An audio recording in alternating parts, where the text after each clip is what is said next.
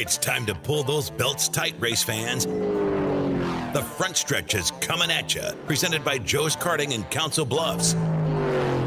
Now, here's Dan Taylor and Dirk Houston. Well, good morning, race fans, and welcome to the front stretch, presented by Joe's Karting in Council Bluffs, online at joeskarting.com.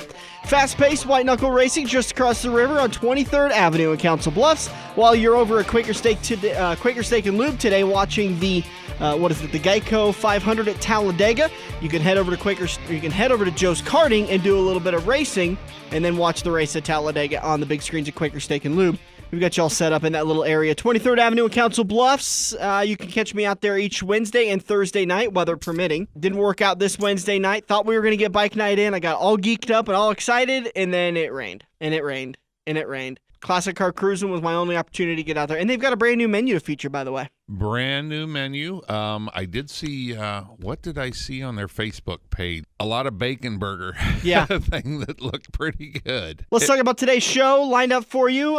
Turn number one, we will recap the race at Richmond and the penalties that were a result of, and that is probably going to end up spilling into turn number two. Turn three, we will sit down with Mike Mittler, co-owner of the Mittler Brothers organization for the Camping World Truck Series and our partners in the Crewman for a Day contest. With Kansas Speedway. Absolutely, and Rick Havenridge of Wealth Partners. Chris Gray was our winner from the Crewman for a Day contest. Great run for Chris. Congratulations to him. He is now going to be the proud recipient of the Crewman for a Day contest, which means he gets to go down to Kansas Speedway this coming Saturday and Friday and Saturday, and follow around the Mittler brothers as they push their truck through practice setup, and they'll be out on the pit line, the pit wall, and inspection, all sorts of stuff. For qualifying, hang out for qualifying, get a taste of what that's really like on pit road.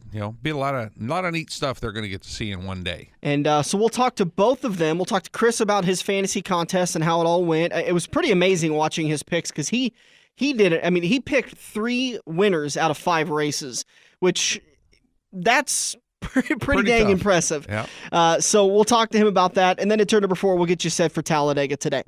All right, let's talk about the race at Richmond. Dirk, you got to watch a majority of it. Once again, I was stuck doing other things, so I got to tune in and out here and there. But, man, what I saw, I was really impressed with the racing. Well, the Matt Kempis has won races there before, and he's got himself on a little mini roll, and he got out front. And just life in the NASCAR lane, the clean air was very good for him. But, man, there was plenty of racing from 2nd through 10th, a ton of racing, a lot of movers, a lot of guys going to the back. Your eventual winner, Joey Logano, had a transmission change, so he'd gone clear to the back. They had found metal shavings when they drained the oil in the transmission after all the action on Saturday, and so they elected to change the transmission and head to the back, along with Austin Dillon, although Dillon was a penalty. Right, he was forced to the back, and he just went out and made he ran around the track in a qualifying lap that he knew would qualify him in the back as long as everybody else went. With the charter, he had nothing to worry about, but I think in order to be able to start the race, he had to attempt to qualify that car. So basically, he went out and just ran the low line as slow as he could to not wear too much of those tires down, ran a lap, came back in, parked it. Yep. And that's he basically met NASCAR's minimum requirements for making the race on Sunday. Yeah, that's exactly what he did. And it didn't make any difference. He could have gone and got the pole, and he was still going to the back. Right. So why waste the tires? He kept, he had 6 laps roughly fresher tires than everybody else that started the race. And it showed because he moved up into the top 15 in the first run. And it became interesting because you saw a lot of guys pit early in the race. I think it was lap 7 or lap 8. A bunch of guys pitted, Brad Keselowski being one of them. And so he came from the back 7 laps into the race into the top 5. Yeah, they made those pit stops just 4 laps into the race after Erik Jones brought out the first caution of the day when did he blow a tire, I think? Was that what his problem was? Yeah, but that was after that. He didn't blow that tire until like lap 23 or somewhere around he made there. Repairs, came back out, and then because of the fender wear, he'd blown a tire. I can't remember what caused him, but he only made it 4 laps in the entire race. Yeah, and then he was done for the day.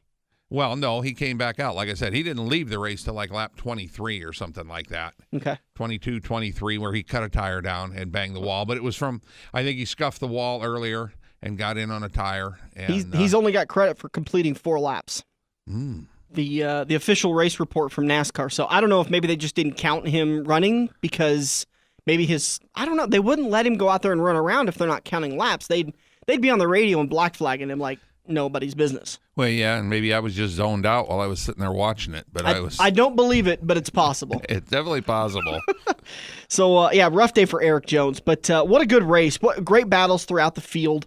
I mean, is it the new aero package, or is it the stage racing that's made these short tracks just a little bit more interesting this year? Well, I really don't think the race was much more interesting than last year. Because if you remember last year's when Carl Edwards gave the bump to Kyle Busch on the last lap in 3 and 4. Yeah. But the stage racing has, changed things a little bit. Guys, we're getting almost a third of the way into the season now, and the guys are realizing that those stage points are going to add up and become important by the race 26 when they're back at Richmond. Absolutely. Rough days, like we said, for Erik Jones, AJ Allmendinger, Ryan Blaney, who qualified outside pole, went to the back almost immediately, fell outside the top 10, outside the top 15, struggled most of the day, and then late in the race had an issue. I think he was taken out by Kurt Busch inadvertently, but I think Kurt Busch was the one that took him out. And the only reason why I remember that is because I took Blaney,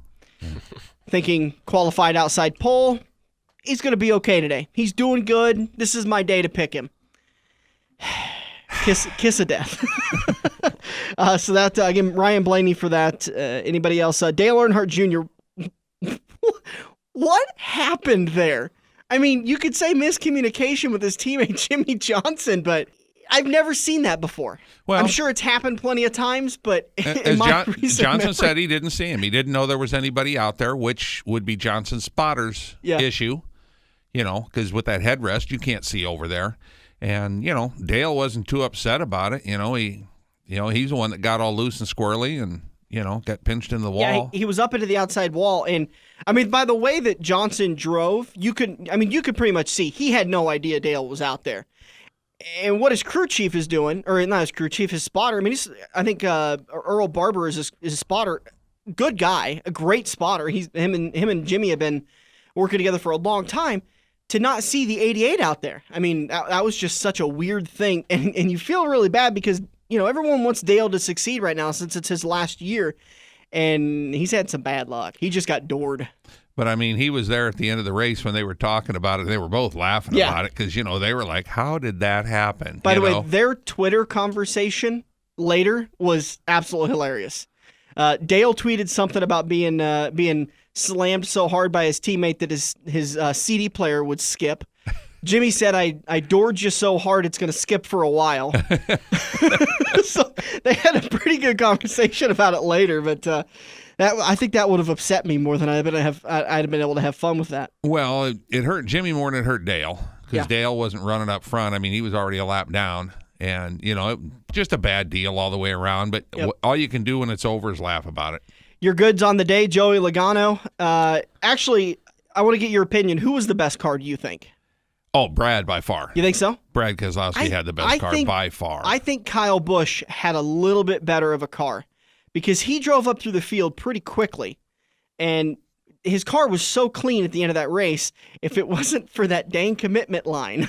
Well, Brad went in and got tires on that first pit stop, for that restart on lap 7, and he came through the field like nobody's business, and he just kept doing it. He'd have a long pit stop and lose 4 or 5 spots, and then boom, he was the best long run car. And when you had the long runs, man, he just shined. Yeah, and I'm really saddened because I think we were gearing up for one heck of a final, 10, 15 laps.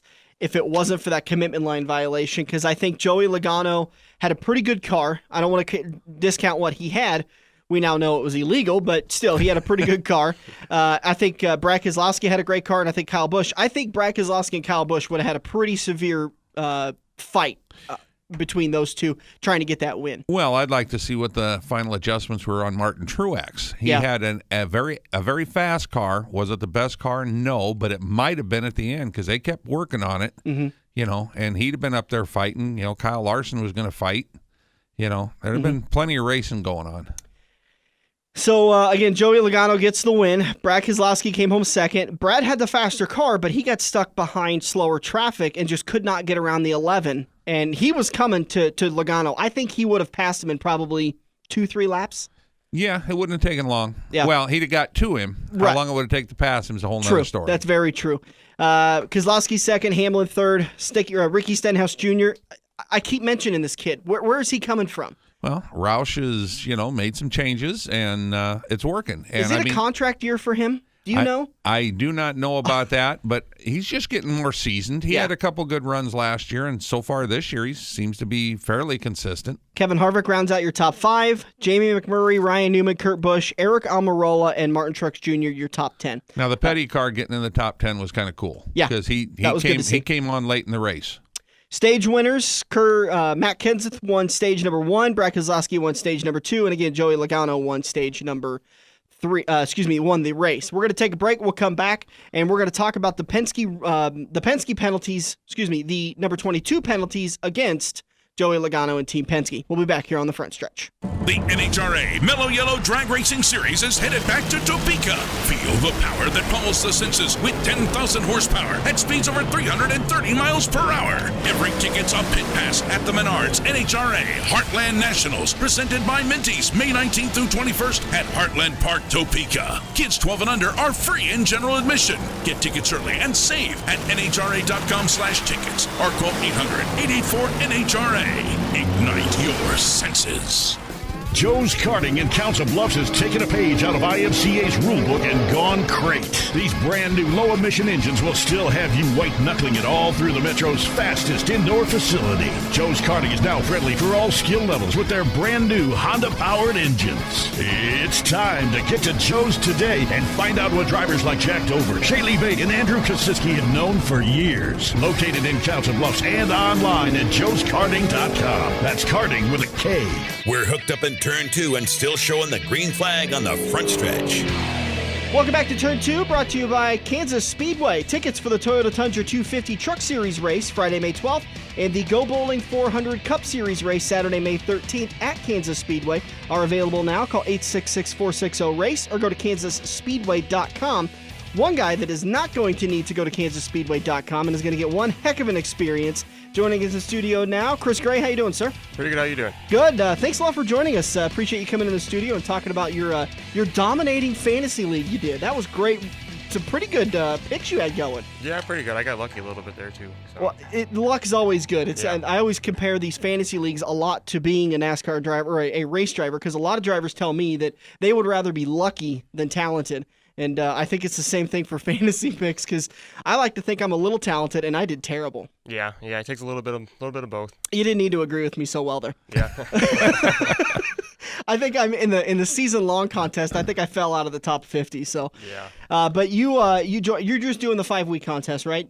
Are you doing the season long? Yeah.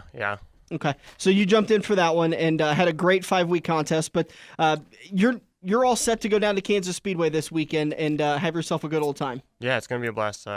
Pretty stoked about being in the pits. So yeah, it's quite the experience. And we were talking about trying to get your son involved in it, and I'm kind of looking at it going, man, there's no way that'd be so scary as a father to try to have your kid running around with you. And to experience it would be cool, but it's just so hectic in those pits. Yeah, I'm sure it is, but do me a favor and keep your head on a swivel. Okay. Those trucks don't stop easy. Yeah, it's like I said, it's actual a speedway requirement for that 18-year-old age limit. That's their deal. That's one of the things that they imposed on us when we first approached them for the contest. So okay. Yeah, I know he would absolutely love that. So, but he's going to get to see it a cool thing, because I think your fiance or girlfriend, wife, she's going to come down for the Saturday race, so you guys are all going to sit up in the grandstands and watch that. Yep. And then are you taking your dad for the truck series? No, I found a couple friends that are going to bring with me. Cool. That's going to be a cool experience. So we'll get all that stuff arranged for you, and congratulations to that. We're going to talk to you more in turn number 3, but feel free to chime in about these penalties if you got any questions or you want to weigh in. We'd love to hear from you okay. About this stuff. But let's talk about this Team Penske. I thought everyone was in the clear. We were talking about this off the air. I thought everyone was in the clear. We weren't going to have any penalties after Richmond and wasn't going to give me any kind of an ulcer, any kind of high blood pressure, because you know how freaked out I get when stuff starts messing with our contests. I get real antsy. And thank God, Dirk, you calmed me down a little bit on Thursday morning, but I was freaking out until I actually did the math. But the reason why I was freaking out was because NASCAR announced after they took the number 22, Joey Logano, Team Penske Pennzoil card, back to the R&D center. Which they do with every winner. It's nothing unusual. It's standard practice. Remind me again, it's winner, second place, and random, right? I'm not sure exactly how many they're taking. When they originally started the R&D center, they just took somebody every so many races, you know. Okay. And you just knew when it was going to be because you're at the racetrack, and all of a sudden here come these big white haulers. They got no advertising on them. They don't say NASCAR. They don't say anything, and they're going to put a couple cars in each one or trucks, whichever it happens to be. But right now they've gone to several years ago where they take a couple and a random, and they might even take because I think they take the top 3 in a random because they have 2 haulers that sounds right. show up. So they ended up taking that back. He passed post-race inspection there at Richmond, but then when they got back, it started actually tearing the car down, which, by the way, is kind of a cool process. If you have the NASCAR app, you can watch that process live. They live stream that, so you can watch as they are tearing down this car or truck and measuring everything. It's kind of fun to watch 1 or 2 times. Well, they pretty much, if it bolts on, it unbolts. Yeah, they take the whole thing apart. They ended up finding rear suspension violation on that 22, and so they levied a L1 penalty, which they've changed the penalty grid now to L1, L2, and L3. L1 is your highest you can get. 25 driver points, 25 owner points.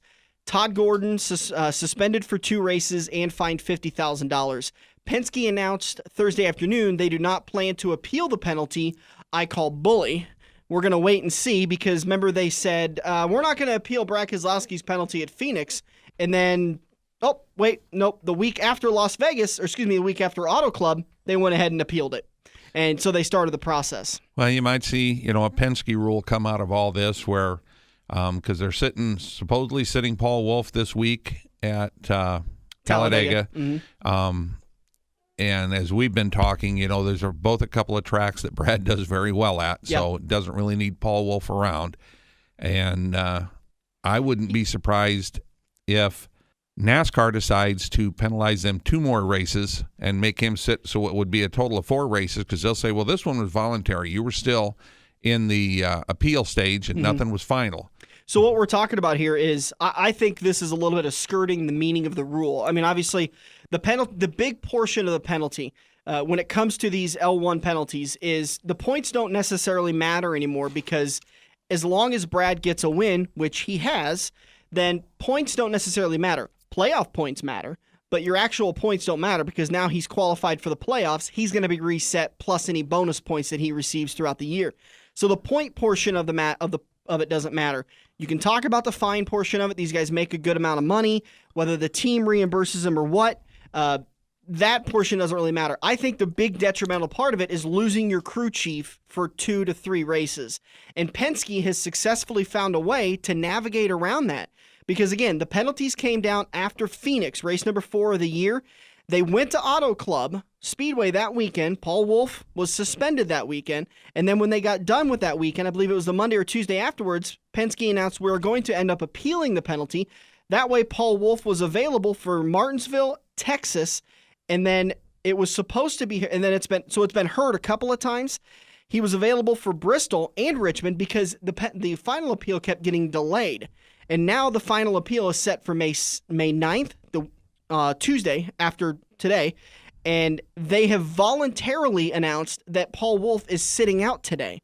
So the big question that you and I are talking about here is, does that voluntarily removing Paul Wolf from the crew chief at Talladega, does that count towards his suspension? Yeah, to me, I don't think it will. I really don't because, like I said, the word voluntary is in there. The appeal has not been decided, and they haven't withdrawn their appeal. They could withdraw their appeal Sunday morning before the race, today, and just say, we're withdrawing our appeal. Paul's going to be suspended this week in Kansas. Yeah. And be done with it. But if they don't do that, I think NASCAR is going to come back if the appeal's upheld, and they're going to sit Paul Wolf for the next 2 races. See, I think Penske wants it. Okay, if we do the appeal, we've already got 2 races down. We'll get the 3rd race. He'll be back before the All-Star race and, everything at the end of May when the big races show up, the World 600. But I think NASCAR isn't going to do that. I think NASCAR will say, okay, well, he sat the race in California, and now he's got to sit 2 more races. The one that Talladega you guys threw in there, that's on you. Mm-hmm. And I also think NASCAR here shortly is going to come up with a appeal rule that here's your penalty. You got a set amount of time, whether it's going to be 24 or 48 hours to decide to appeal it, and you get one chance. Not a week like Penske did. Yeah, you're going to have to – we're going to appeal it right now, and that's the call. Okay, you've appealed it. It's done. Because the appeal process I don't think costs anything. I'm not positive, but I don't think it does. And, so if they say they're going to appeal it and they get to keep their crew chief for a couple races and then he does a suspension after the appeal or whatever. I'd like to say that they had this plan the entire time, but that hinges on the fact that the final appeal was supposed to be heard the second appeal was supposed to be heard after the Bristol race weekend. Because Bristol got delayed to Monday, they postponed it another week because they had a truncated week to get over to Richmond. So I can't say for sure that this was planned, but I wouldn't put it past them. They're clever. I mean, you want to talk about these guys strategizing and figure things out. They're clever as heck at every one of these organizations. Well, Harvick, Stuart Haas did it with Harvick. Mm-hmm. They made the appeal and then waited, had a crew chief for 1 week and then dropped it. And Brad runs good at Richmond. Mm-hmm. So if they would have not had the crew chief at Richmond, and I think when the deal got set up at Bristol, they were figuring they were going to lose the appeal. Of course, then it got set back a week. And I don't think in-house they were ready to set Wolf down for a week. Mm-hmm. That's why they had him at Richmond and didn't use 1 week there, because they would have taken that in Talladega and been perfectly happy. Yeah, this kind of frustrates me because it feels like it's skirting the major part of the rule. And like we talked about, I cannot fault them for a successful strategy. This is a successful strategy that they've come up with, and good to them. It's within the rules. Smart, yeah. It's within the gray area of the rules where it doesn't say you can't do it, so they're doing it, and they're going to get away with it this time. But I hope NASCAR comes out with a rule now and says... You'll see an adjustment made by NASCAR on that fact. It's kind of like we talked about these guys not wanting to qualify on these 1.5 and 2 mile tracks and stuff. Mm-hmm. Before too long, you're going to see... a deal on that. So, and as of recording on Thursday afternoon, Todd Gordon was set to serve his suspension at Talladega and Kansas. He will be back available for Charlotte. If there is any appeal or anything, I just think it should be worth noting that the All-Star race does not count towards one of the races that he can serve his penalty at. It has to be 2 points paying races. And correct. And he can come work that race. Whoever's suspended can come work the All-Star race because, as you say, it's not a points race, and a lot of the teams do an R&D deal there. So, all right, let's take a break. We're going to come back in turn number 3. We're going to talk to Mike Mittler, owner of the Mittler Brothers organization, and we're also going to talk to Chris Gray about his 5-week fantasy league, the Crewman for a Day, how he ended up winning that thing, and maybe I can get some tips from him. We'll be back here on the Front Stretch.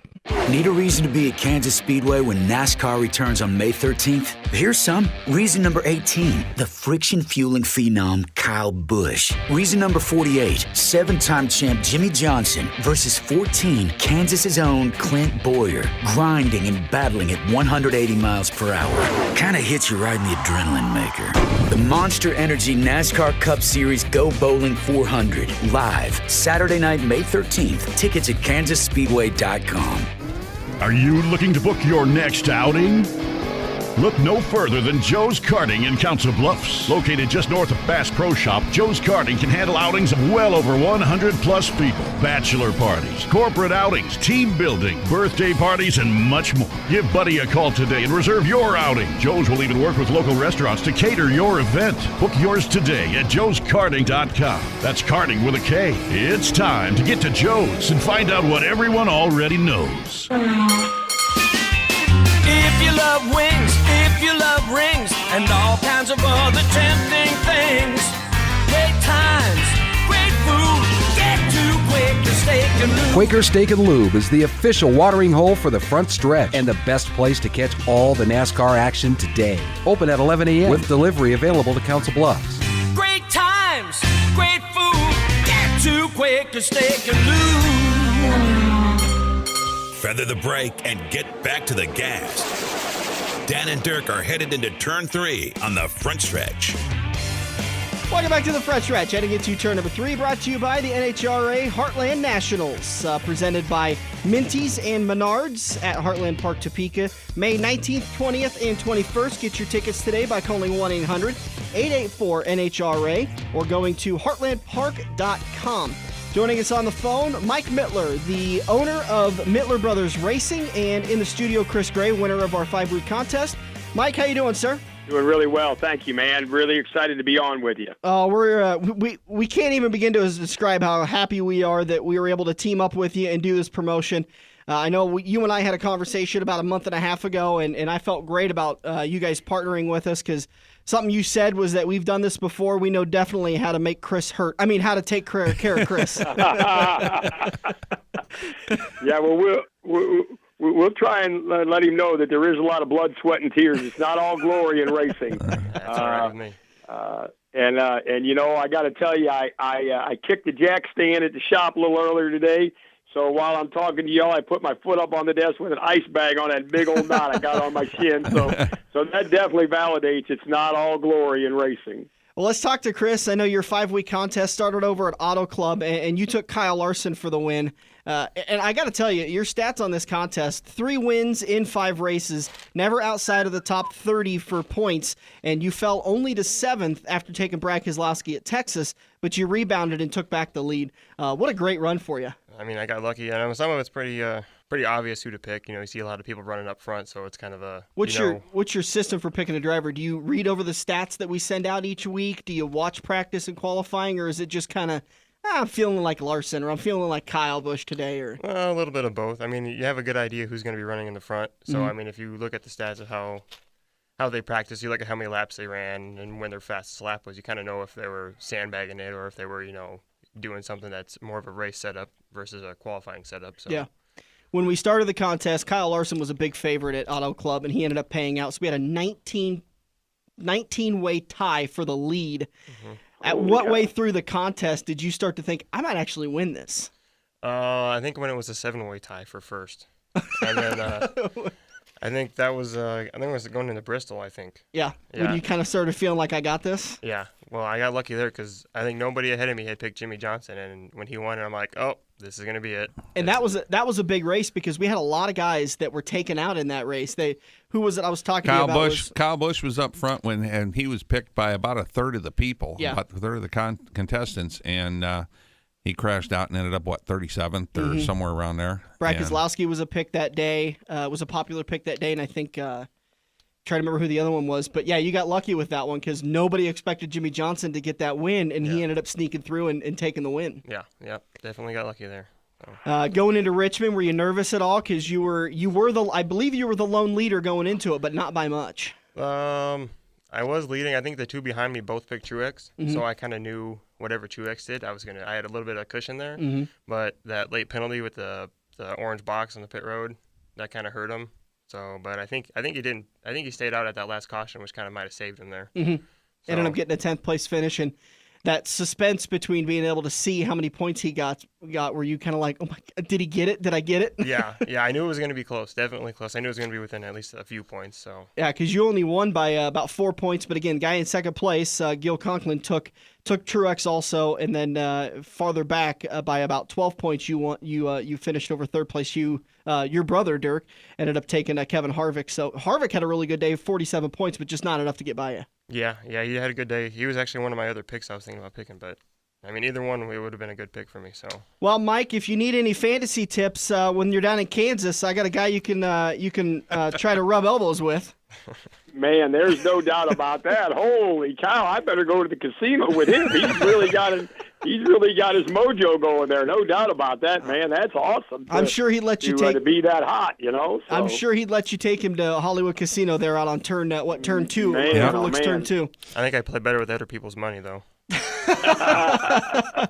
Mike owns a team. Did we not tell you that? There's a little bit of money involved in that. Well, I don't know because he's the owner. If he has any money, he's got to put everything he's got into it.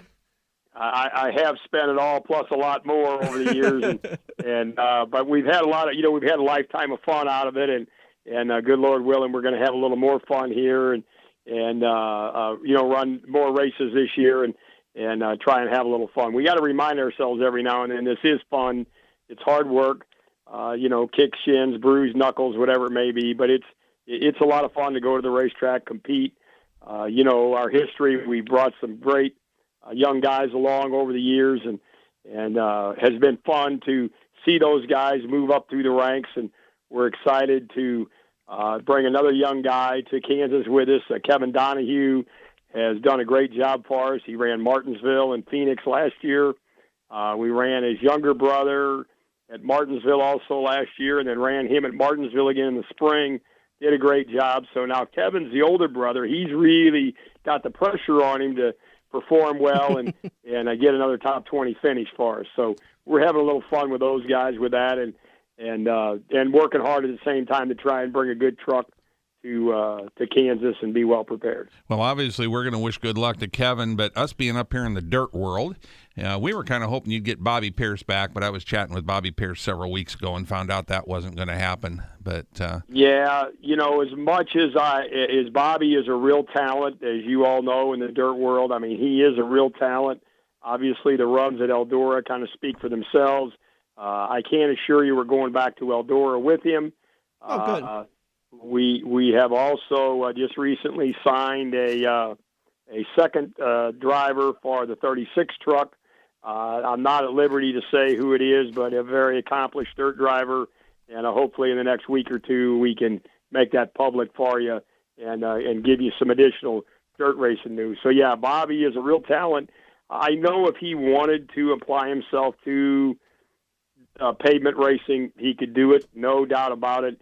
But he's doing so dang well on the dirt, it's kind of hard for him to step away from that and then put the effort in the pavement racing. So, I mean, I can't blame him as much as I'd love to help him be successful there. I think we're going to just do what we can to get him a win in Eldora this year and have won the World 100 last year, win the truck race this year. That'd be a pretty big accomplishment for a young man. Yeah, you had a real good-looking truck there at Martinsville. I did get to see some of that with the Blue Lives Matter on the quarter. What do you got going on for Kansas Speedway? Well, we're excited that we picked up some help from a local Kansas City company. Kansas City Breweries has come on board with us. They've got several different brands there, KC Light, KC Lager, and KC Malt. And, they're a local company, been around a long time, well before me. I'm glad to work with people that are older than me. And so we're really excited to work with Sam and those guys over there. And, they're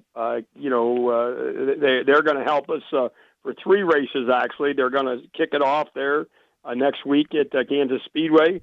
They're going to follow us over to Gateway and then up to the Iowa Speedway. So we're really excited about that and really grateful to have a local company come on board. And they said, man, we remember you guys when you used to come to I-70 and run with us up there. So they were excited to join up with us. And so that's what it should be, a win-win deal. And we hope to, give their products a good showing and give a little visibility. We know race fans are very, very loyal people.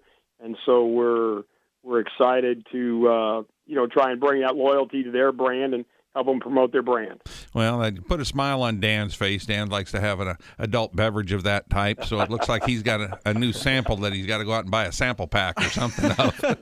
Well, I was going to ask it a completely unrelated story or unrelated question. Chris, do you drink at all? Yeah. Okay. What are you going to be drinking? What are you going to be drinking next weekend? Of course, we'd have to have that in the motorhome lot. No alcohol allowed in the garage area. But, of course. We do happen to have 1 or 2 motorhomes coming, so I can't promise you that there will be any free samples, but I imagine there might be some free samples. You can't promise it, but you can't deny it. Yep. Yep. Mike, let's talk about. You mentioned that you've helped bring up some drivers through the series, and I think that's a big thing. Is that you found some amazing talent that not only did great in the Camping World Truck Series, but also continued the career and can easily credit your opening the door, no pun intended, to them being able to have a successful career. Yeah, well, we're very fortunate there. It's they've been win-wins, and two local guys, really two mid-Missouri and then western Missouri. Of course, Jamie McMurray from down in Joplin considers Kansas his home racetrack, does a great job, had a pretty long career, won, I think, all the major NASCAR races with Indy, with Daytona, with the World 600, won a lot of other races, great guy, and he was a young man when he first came to drive for us, and I had, watched him a little bit through his go-kart days, knew of him through his dad, who had been in the racing thing all his life. So happy for Jamie. Of course, Carl up and retired on us. I think he shocked all of us. If anybody could have predicted that, then they probably could have made a pile of money on that. Yeah. But, Carl, on that one, Chris? Again, I don't think anybody... Yeah, I don't think anybody saw that coming. People were calling me as soon as that rumor came out. I said, guys, I got news for you. I'm as shocked as anybody. Mm-hmm. But I'm happy for Carl. Again, a young guy, had been running dirt. Speaking of dirt racing, by the way, had been running dirt. And that really gave me a newfound respect for dirt with getting with Carl, because it really connected him for the feel of the vehicle, and instead of just running the same old line, he knew he had to search around and find that line. And, if you think back to that first Cup win at Atlanta, how did he win that thing? He just found the line and just drove it for all she was worth, and the rest is history. So very happy for him. Justin Allgaier, drove his first NASCAR race as far as driving for Junior Motorsports. I mean, no higher operation in the country. That's related to Hendrick somehow, some way, but, driving for Junior as your boss, can't get much better than that. Great young man there. Unfortunately, another guy from the Southwest Missouri region, Tony Roper, actually drove the very first truck race that we ran in Milwaukee in 1995. And unfortunately, we lost Tony in that tragic accident. But, Tony was well on his way to being a household name in NASCAR when that unfortunate incident happened. So, yeah, been very fortunate. Kenny Irwin Jr. drove for us, and unfortunately we lost Kenny way too early, but another bright, young, talented guy that we've had. And so Regan Smith is back in the Truck Series with us, doing a great job there. So, yeah, we've been very fortunate over the years. Cool. Very cool. Mike Mittler of the Mittler Brothers. You can catch him this Friday for the Toyota Tundra 250 at Kansas Speedway. Make sure you get your tickets in advance, kansasspeedway.com. And don't forget, kids 12 and under get in for free to all Camping World Truck Series and Xfinity races this year. And if you're watching it on television and they do a close-up of that pit stall for the 63, take a look for Chris in there, our contest winner. He'll be the one smiling from ear to ear. Yep, that'll be me. Mike, again, we can't say thank you enough, and we look forward to talking to you down at Kansas Speedway. Thank you, guys. Look forward to seeing a lot of our good fans when we get over to the western side of the state, and we look forward to having a good, strong run over there for you. Oh, and I look forward to consuming some of your sponsor, too. There you go. Thank you, guys. I got to get a six-pack in me in order to sleep with Snooze Fest over here. Sharing a hotel room can get quite disturbing at times. Oh, yeah. There you go. But I always let him sleep. I always let him pick which side of the bed to sleep on. That's always nice of you. There you go. Thanks, Mike. We'll see you at Kansas. Thanks, Mike. Thank you, guys. Take care. Bye. Thanks, Mike.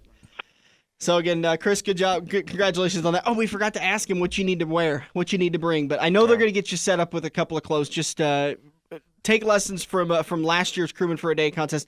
Kind of some ratty jeans. Jeans, no shorts. No shorts. They don't like shorts, especially in the garage area. They've relaxed the rules a little bit, right? It used to be against the rules, so you couldn't wear shorts, but now you can. But I don't recommend it because there's just so much stuff that can happen to your lower leg if I've seen these trucks or cars going through the garage area and idle and puke an engine and spray fluid and stuff like that. You want some protection. Right. So. And they're going to set you up breakfast, lunch, and dinner. They'll get you all the stuff taken care of. So all you got to do is show up, have a camera ready to go. And that's kind of the reason why we did this. The 2 persons, you and a buddy, get to go. So that way there was somebody to take pictures with you. Okay. And then, then you get to hang out. If you want to walk up and down pit road during the pit stops, or you get to sit on the pit box with the team, have a race radio so you can listen to the interaction between the spotter, the crew chief, the driver. You get to see all that stuff in real time. How about driving? Do I get to drive? We'll have to talk to Mike about that. We'll see. You got a challenge for that? You got a checkbook and some sponsor money? Mike will hook you up with it. I got a checkbook, but I ain't got no money in there. It doesn't have any real money. Yeah. You work in radio then, right? I guess, as of now, today. By the way, what do you do? I'm a sanitation worker for Pavilion Sanitation. Okay, so and not to derogatory, but just keep it in my terms, a garbage guy, right? Yeah. You are the thankful guy that goes around and hauls away the garbage. That's me. I had a roommate that did that, and I always try to give my garbage men a little something, like on freezing days, because I don't think there is a worse job in this world than being a sanitation driver. Yeah, it's pretty terrible at times. Yeah. I mean, you're in all aspects of weather: hot, cold, snow, rain. Right. You got to do it. And to deal with people's trash, especially when they don't seal the bags or they're tipped over because they're old crappy trash cans that just fall over, and now you're expected to clean it up. It's a terrible job. Yeah. But thank you for what you do. Well, you're welcome. You ever found any bodies or anything? Anything fun? A bag of money. You ever seen the movie Men at Work? Yeah. That's a good movie. Yeah. That never happened to you? No. Do you ever do the golf clap? Maybe. Okay. Maybe a little bit. No, I haven't found anything too crazy. No dead bodies. We'll give it some time. money. Give it time. But it'll happen. Probably. The numbers are in your favor. Yeah. I mean it's gotta especially happen. you move up to like Chicago. There's a lot of dead bodies in Chicago. Yeah. They like to kill each other over there. Cut them up, put them in the trash bag. We're going to take a break. We'll come back in turn number 4. We'll get you set for Dega. We'll keep talking to Chris, and we'll get you all set for Kansas Speedway coming up next weekend. We'll be back here on the front stretch. The NHRA Mellow Yellow Drag Racing Series is headed back to Topeka. Feel the power that pulls the senses with 10,000 horsepower at speeds over 330 miles per hour. Every ticket's a pit pass at the Menards NHRA Heartland Nationals, presented by Minties, May 19th through 21st at Heartland Park, Topeka. Kids 12 and under are free in general admission. Get tickets early and save at nhra.com/tickets or call 800-884-NHRA. Ignite your senses. Joe's Karting in Council Bluffs has taken a page out of IMCA's rulebook and gone crate. These brand new low-emission engines will still have you white-knuckling it all through the Metro's fastest indoor facility. Joe's Karting is now friendly for all skill levels with their brand new Honda-powered engines. It's time to get to Joe's today and find out what drivers like Jack Dover, Shaylee Bate, and Andrew Kosiski have known for years. Located in Council Bluffs and online at joeskarting.com. That's karting with a K. It's checkers or wreckers as we enter turn 4 on the front stretch, presented by Joe's Karting in Council Bluffs. Welcome back to the front stretch. Heading into turn number 4, brought to you by Quaker Steak and Lube, the official watering hole of the front stretch. Get over to Quaker Steak and Lube today for the Geico 500 at Talladega. Again, coverage is on Fox and MRN starting at about 12:30 with the green flag just after 1. Make sure all the picks for the Fantasy League are in by 1 p.m. If you have any issues, any concerns, you can email us, frontstretchradio@gmail.com as a backup. But again, just try to use that site. And for the most part, everything has been going pretty smoothly with that site.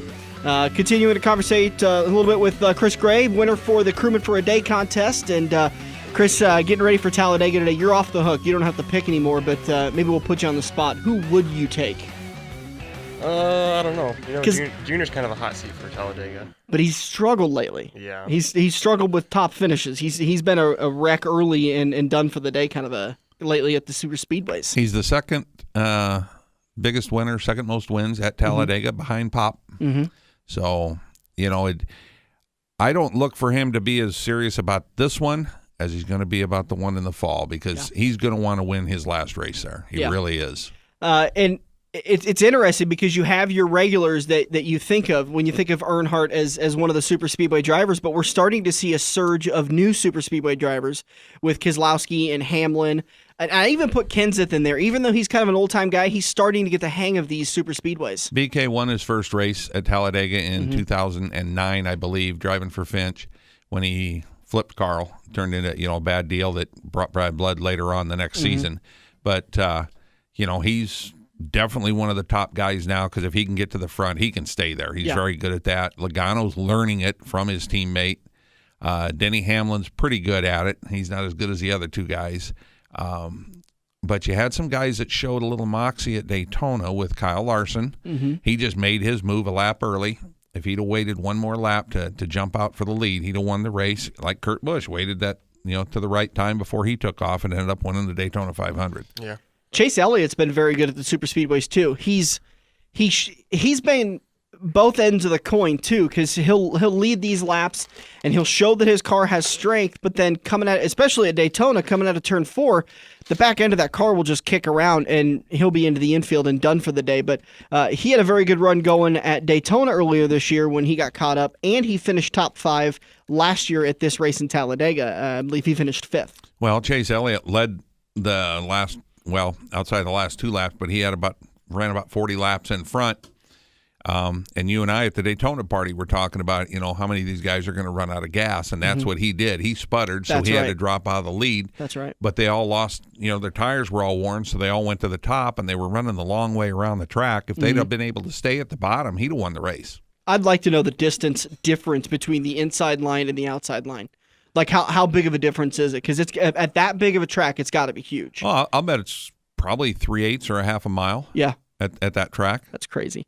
Top 10s at Talladega this time last year. Brad Keselowski got the win. Top 5s. Brad Keselowski got the win, followed by Kyle Busch, Austin Dillon, Jamie McMurray, and then again, Chase Elliott got your 5th place finish on that day. Segments today, 188 total laps. We're going to go 55 for stage 1, 110 for 2-lap 110 for stage number 2, and then we'll finish the race at lap 188. Scheduled to finish the race. So 55, 55, and 78. Yes, sir. I'm double checking your math calculator. Yes, you're correct. Good math skills there. Did that stuff in your head. The fall Talladega race, Joey Logano got the win, followed by, I hate to ask this, the 44. Was that Chris Buescher? Who's the 44? Is that a typo? No, that would have been Brian Scott in the other Petty car. Not running this year. That's right. So Brian Scott, okay, thank you. Brian Scott came home second. Denny Hamlin, Kurt Busch, and Ricky Stenhouse Jr. Those were your top 5 finishers for the fall race last year, and it's important to note that the fall race this year for Talladega is a week earlier. They're switching with Kansas, so that Kansas is the final race in that round. Yep, in that round of the playoffs, because we had a nice talk with the Kansas Speedway president about that last year, and actually how much went in to making that decision, because in Kansas, that late in October, you might be racing snowmobiles. Yeah. I certainly hope not, because we're going to be there. I hope it's not too cold. Put the snow tires on. Yeah. This race last year, Dale Earnhardt Jr. finished tail end Charlie, followed by Casey Kane, 39th. Another bad day for Carl Edwards, finished 35th. Denny Hamlin finished 31st. Kyle Larson, 29th. Ryan Newman, 28th. Joey Logano, 25th. Kenseth, 23rd. Johnson, 22nd.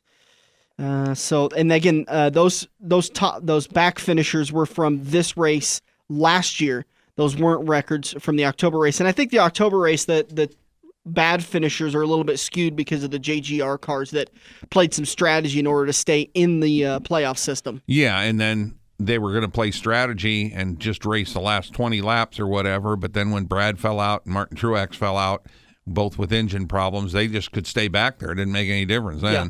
They were pretty much locked in.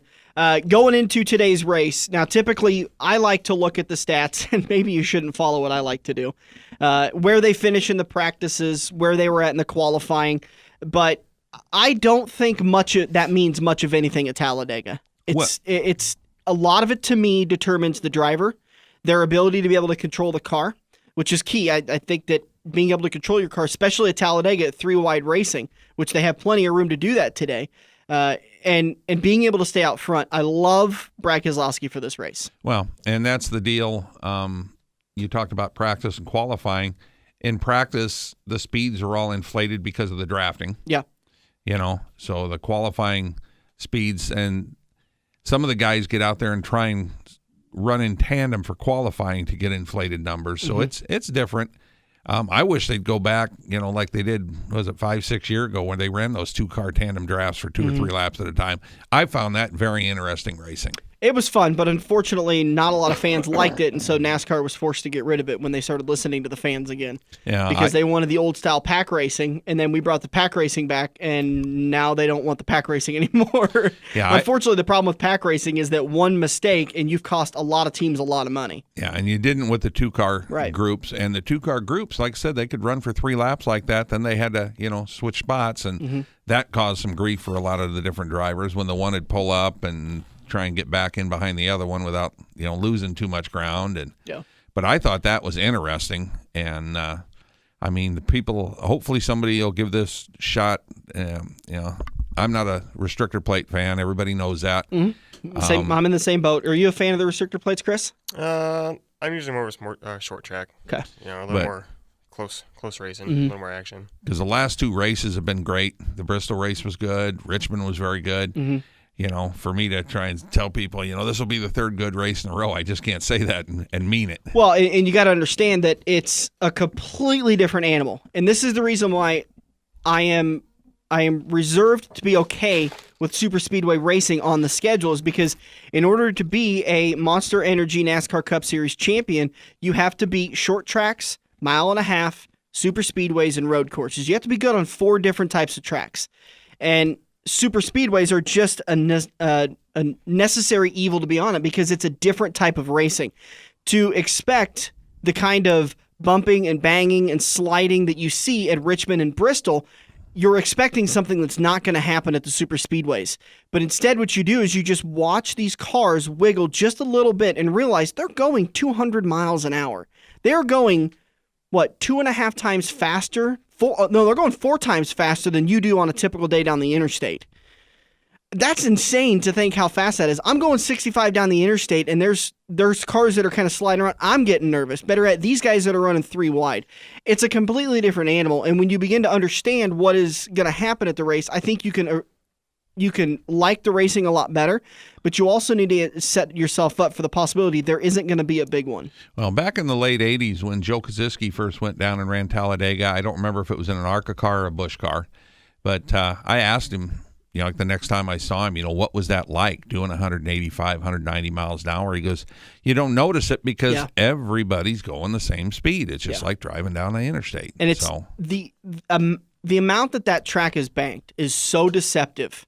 I was always told that if they tried to park a car in the middle of the turns, the car would fall over top-wise. Well, I haven't been to Talladega, but I've been to Daytona, and I don't think that's the case. But it's maybe it's a little dramatic, but it's still pretty. It's a steep grade. Yeah, and that's the only way they can keep those speeds up. I mean, they turn just a little bit every once in a while. I mean, it's just 10 degrees on the steering wheel? 10, 15 degrees. It don't take a whole lot of turn with the banking and the way the cars are set up, for the cars to turn. So, if you want to catch all the action, again, it'll be on the big screens today. Quaker Steak and Lube in Council Bluffs. Make sure your picks are in by 1 o'clock.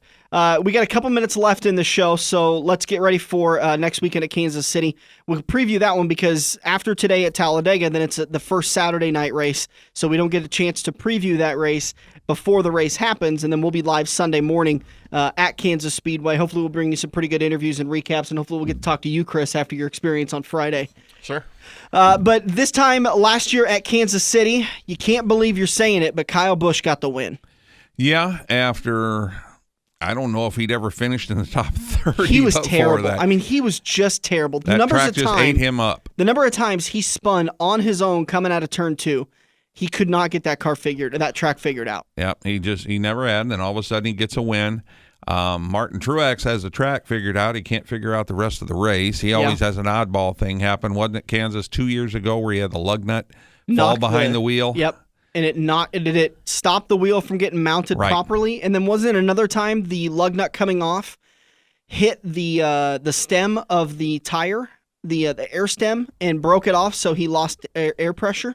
I don't remember if that was at Kansas, but that happened to him somewhere. I do remember. Yeah, he's just, he's had some rotten luck there. He was inventing ways to lose races. Yeah, absolutely. Kyle Busch got the win, followed by Kevin Harvick, Kurt Busch, Matt Kenseth, and Ryan Blaney was in the 21 this time last year, right? I think he was running. Yeah, it was his first full season in the. Right. Yeah, he was running Rookie of the Year. Yeah. So he came home in 5th. In the fall Kansas race, it was Harvick with the win, Edwards, then Logano, Johnson, and Kyle Busch again. So maybe Kyle Busch is someone you want to take this coming Saturday at Kansas Speedway. Well, you also mentioned Harvick with a first and a second. Like I said, I know Truex run good there.